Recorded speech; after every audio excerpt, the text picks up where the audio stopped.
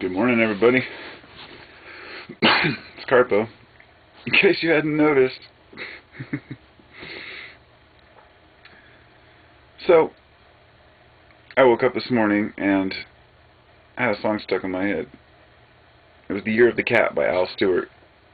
At the time, I didn't know it was by Al Stewart. I don't even know who he is. I read a little bit about him afterwards, but it was an interesting song. You look it up, if you Google it, you will find that there is no Year of the Cat in the Chinese calendar. So it was obviously a play on words, but the meaning behind the song is irrelevant. The song itself has a large impact, and it got me thinking about, had a large impact on me from listening to it. You know, I hear music all the time, and sometimes a certain song comes to mind, and it's usually one I haven't heard in a really long time, or I may have even heard just a clip of it somewhere that I don't recall. But really, I love music, and the type of emotion it can convey, even when it's not intended by the actual musician, is in itself makes music worthy of human desire. It's human nature to make music, I think, and we love it. I find that there's some people who don't like music, and I don't understand it. I really don't understand it. It's not that they don't like music, they're just not interested in it. And it's always been kind of shocking to me when I meet people who don't listen to music. They might hear a song now and again, but they never have any desire to actually turn on tunes, you know. It's like, wow. I mean, music is such an important part of my life. It means so much to me. So much of my emotion has been conveyed through my writing of music, as well as my listening to music. When we used to go to like Grateful Dead shows, I was really into heavy metal when I was a kid. I was a total metalhead. Had the long hair and all the, you know, leather jacket type accessories. Eventually I moved on to skateboarding, but my music taste never changed. Whether I was a skater or a stoner or whatever, I was always into metal, and I was always into classic rock. I really liked stuff like you know, the really old, awesome, like psychedelic type rock, and none of my friends were really into that kind of stuff. A few of them were, but not the really deep psychedelic stuff. But it would go from being this floaty hippie music to being this total hardcore metal. And then I discovered the Grateful Dead. One of my friends bought a Grateful Dead tape.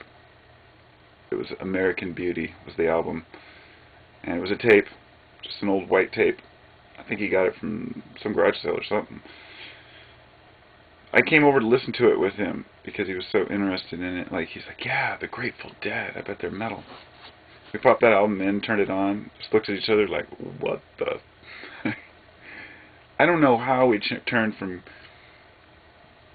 saying, what the hell, to like actually listening to the Grateful Dead, but we ended up enjoying it and carrying that music with us. And started going to Dead shows. You know, started out going to Eugene a couple times, and then I went to Oakland and Shoreline and Seattle and Portland Meadows, and really got to see the Grateful Dead play some shows. And it was a wonderful experience, and I can't... They tried to continue it with stuff like the Further Festival, and the Grateful Dead tried to continue without Jerry, but the fact was that era's over. Fish, the band Fish, took over for those people, and it wasn't Fish's intention. Don't get me wrong. Fish, the band Fish, they couldn't stand being associated with Grateful Dead, but it's just the way it is. They're a jam band, and certain people gravitate towards jam bands. When I was in my last band, it was a jam band with my brother, and it was fun because we read each other's emotions.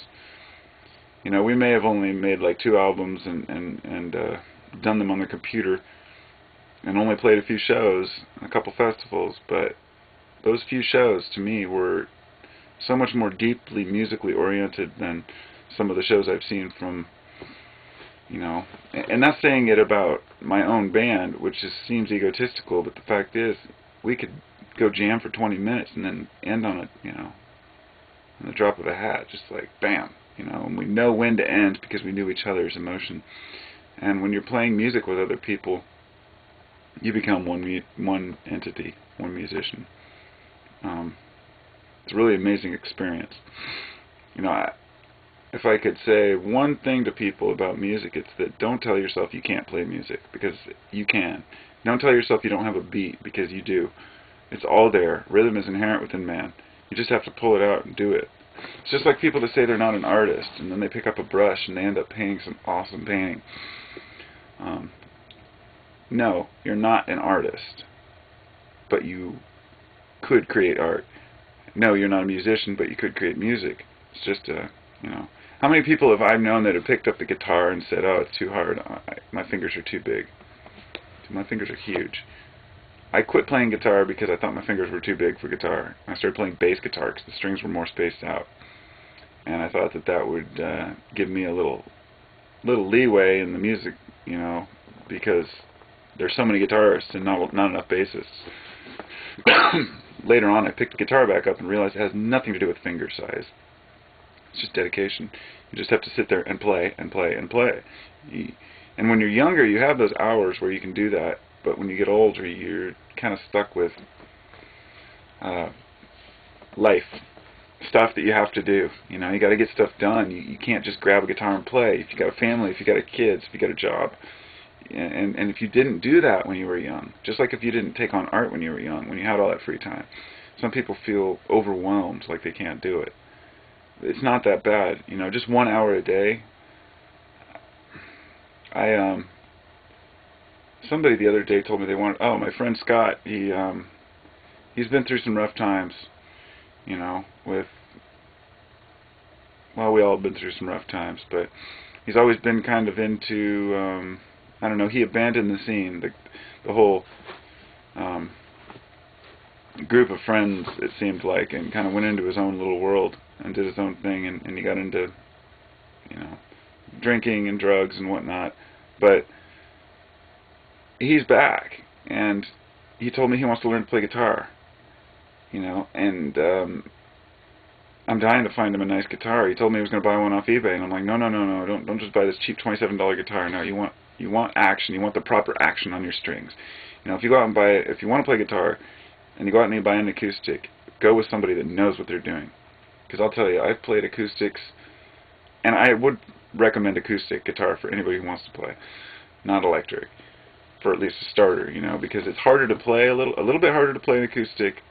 The strings are a little bit thicker, but that keeps you from a lot of bending and mistakes you'll make, as well as once you do play electric guitar, your hands will just flow across it. I learned on acoustic and never played an electric for years. So if you're going to buy an acoustic, you want one that has a wide enough neck, but not too wide. You want one that has action, where the strings are close to the fretboard, way high up on the higher notes, but you don't want one where it's too close, or you'll get a buzz on your 12th fret. And there's so many things to look at when buying a guitar that some people get one with really shitty action, so they just buy some learning guitar, and they can't push the strings down, and they give up on it. I would too. I've tried some of these guitars. I can't even play a chord on them. So it's about the tool. You know, I mean, as a carpenter, I can't say enough about tools.